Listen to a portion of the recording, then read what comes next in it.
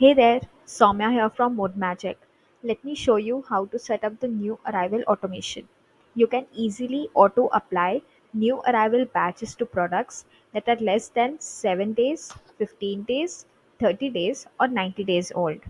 To set this up, go to Automate on the top of your screen, followed by Automation on the left side of the screen. Click on Change Batch option to select a batch of your choice. Then click on this drop down menu and select the number of days when the products were added to the inventory. Click on Activate on the bottom right corner of the screen. As you can see that the store is getting updated with the batches. Well, the store is updated now, so let's go ahead and check out the updated store. This is one of the products on which the new arrival batch has been applied. Here is the batch. I hope this video helps.